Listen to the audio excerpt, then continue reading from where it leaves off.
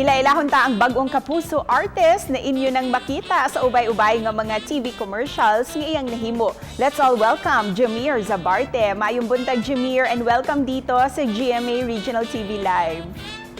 Hello po mga kapuso, maayong buntag sa inyong tanan. How are you Jamir? Kumusta ang pamilya mo? Okay naman po kami ngayon. Blessed po kami dahil, ayun po, safe kami dito sa bahay kahit na lumalala yung pandemya. And ayun po, prayer lang talagang sagot. This quarantine has been very eventful for you kasi despite na may pandemic, you signed up with GMA Artist Center. How do you feel na isa ka na ang official kapuso, Jamir? Actually, sobrang saya ko po kasi matagal ko na po talagang pinangarap na maging artista since bata pa ako na pinapangarap ko na sana palabas ako sa TV, ganyan, na uma-acting, makita ng mga tao, makita ng pamilya ko, friends ko, mga relatives ko na nasa TV ako. And ito po, nandito na ako ngayon sa harap nyo. Dreams do come true talaga, Jamir. At all out ka talagang sinuportahan ng GMA Network. And even with the quarantine and with this lockdown, you have been guesting sa iba't ibang shows like All Out Sundays. At na-interview ka na rin for 24 oras. And of course, yung mga online shows din ng Artist Center. How do you feel to be doing all these showbiz commitments?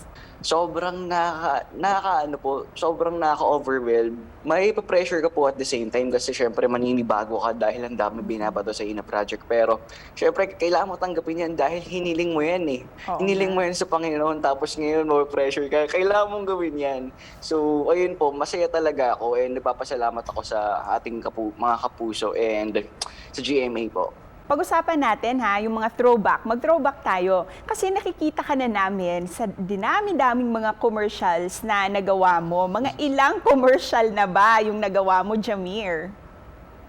Alam ko po, 8, 9, mga ganun po. Wow. Since 2017. Did you audition ba sa mga nagawa mong commercials? And were there times also na na-reject ka at hindi mo nakuha yung part? Sa mga kapuso po natin na nakikinig ngayon, hindi po porket gwapo at maganda ka, ikaw na agad yung mapipili. Nasa character po yun. So, ang ginawa ko po since 2017, nag-stay po talaga ako. Nag-audition ako na nag-audition. Hindi siya madali. Mahirap po talaga siya kasi para siyang trabaho na apply ka ng apply sa iba't ibang trabaho tapos hindi mo alam kung makukuha ka o hindi. Pero ang payo ko po lang sa inyo is galingan niyo po, bigay niyo po yung best niyo kada mag-audition kayo.